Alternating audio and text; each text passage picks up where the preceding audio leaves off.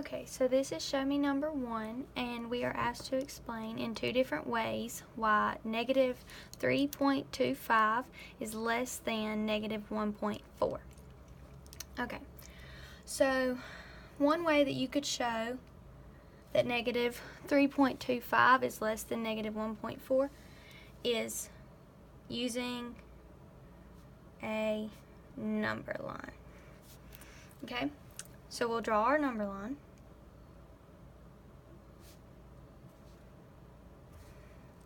We can put 0 right here since we're dealing with both negative numbers, and then we'll just put negative 4 right here since we don't go past negative 4.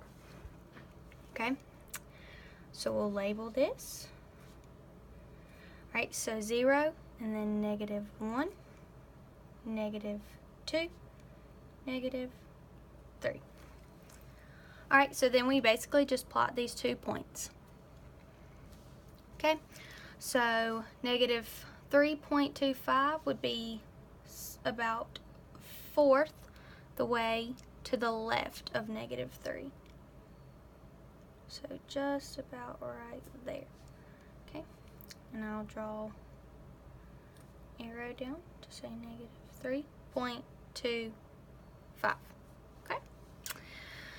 Negative 1.4 is going to be a little closer to the halfway point between negative 1 and negative 2, but it's still closer to negative 1.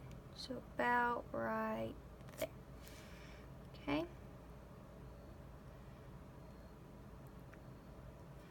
Okay, so now that we have our points plotted, you can see that negative 1.4 falls to the right of negative 3.25 on the number line.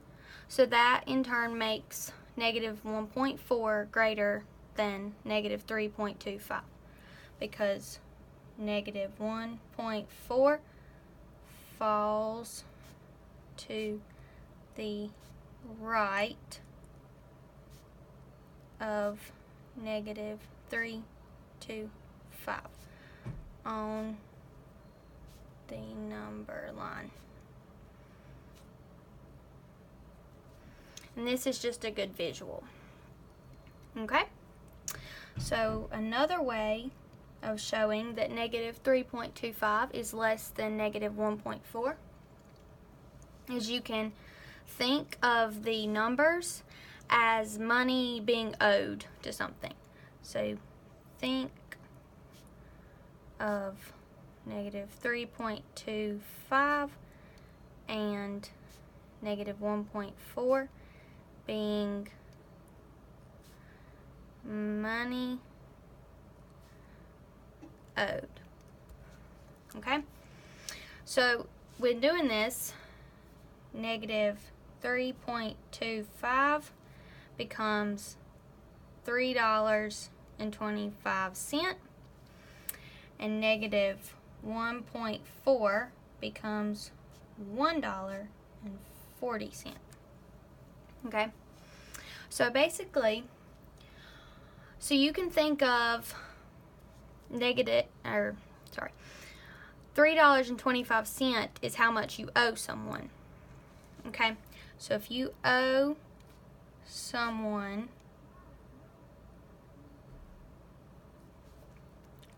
$3.25,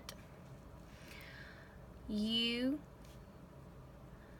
once you've paid that person their money, you have less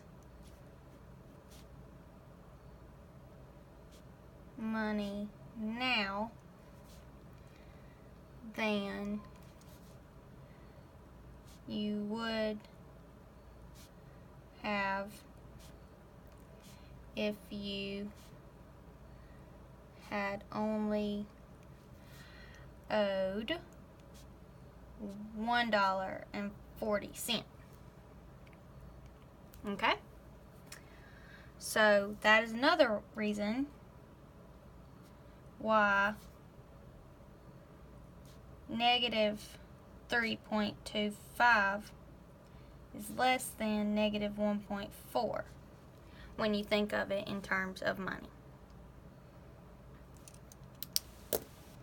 And that is how you explain in two different ways why negative 3.25 is less than negative 1.4.